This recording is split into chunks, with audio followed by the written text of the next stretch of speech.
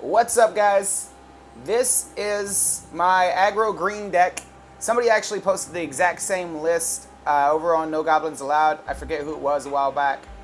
But I had came up with the same kind of list, which is to be expected. I mean, the card pool is pretty low, and going for an aggro green deck, I mean, there's not a whole lot of diversity involved in that. There's not a whole lot of options to diversify that idea.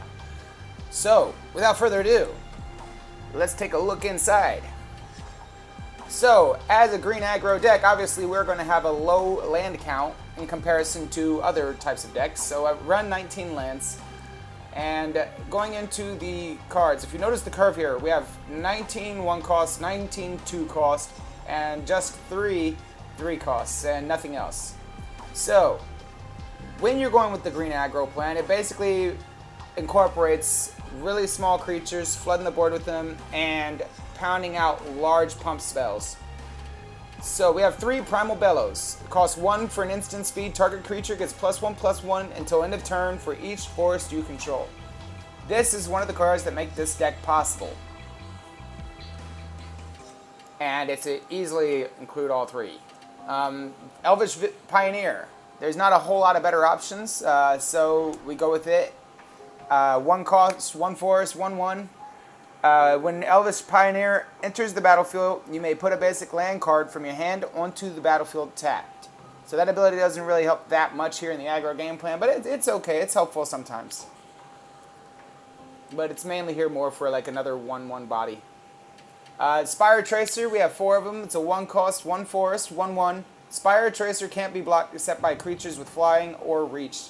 So anything that has kind of evasiveness is super important here. So we run all 4 of him. Young Wolf, 1 forest, 1/1, Undying. So when he dies, he comes back with a +1/+1 counter on him. The first time he dies. Alright, so then he becomes a 2/2. So he fits right into the theme of the deck. If you pump him up, somebody kills him, at least he comes back, and he's a little bit stronger. Or sometimes I like to just like throw him under the bus or attack with him just to get that counter on him quicker. But yeah, that's definitely a 4 of. Gather Courage. This is like a bread and butter spell in this deck, man. It's got so much versatility. It costs 1 forest. It's an instant speed. Has Convoke, so you can tap a creature instead of that 1 forest to cast the card. And target creature gets +2/+2 until end of turn. So that is a pretty awesome ability. I mean, +2/+2. That when you can do it by just tapping a creature and your lands are all tapped out, like a lot of people just don't see it coming. Jade Mage costs 1 forest, 1 colorless. It's a 2/1. You can pay 3, 1 colorless or 2 colorless, 1 forest. Put a 1/1 green sapling creature token onto the battlefield. So I don't think I really have to go too much in depth of what that is. It's 2/1. That's its purpose in the deck. And secondary, there are times where you will be pumping out tokens with it, but that's not the main purpose. But it does definitely come in handy, and it combos well with one of the other game winners. So moving forward, we have 4 Elvish Visionaries. It's not much of a better option. It helps get deeper into your deck, hopefully drawing one of your pumps for the win. Costs 1 forest, 1 colorless. When Elvish Visionary enters the battlefield, draw a card. It's just a 1/1 body, so like I said, it's nothing too spectacular, but it can help you to get those pumps that you need or get deeper, so you're more likely to get one of the cards you actually need. And that's why it's a 4 of. We got Timberland Guide. He's a 1 forest, 1 colorless, 1/1. When he enters the battlefield, you put a +1/+1 counter on target creature.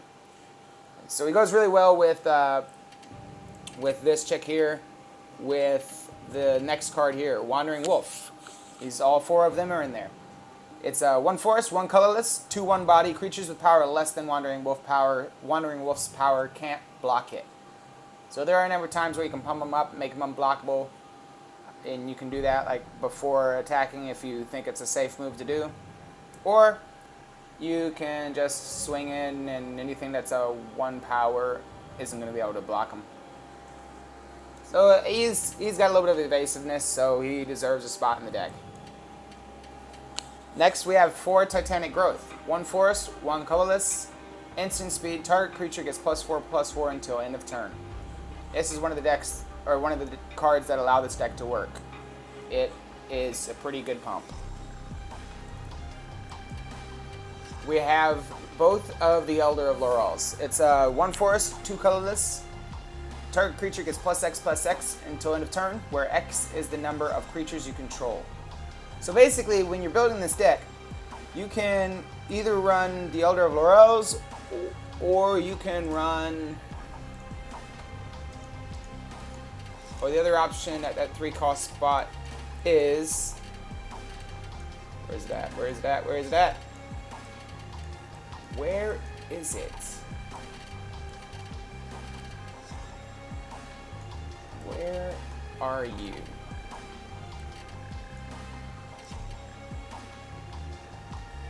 There it is. Yeah, Beastmaster's Ascension.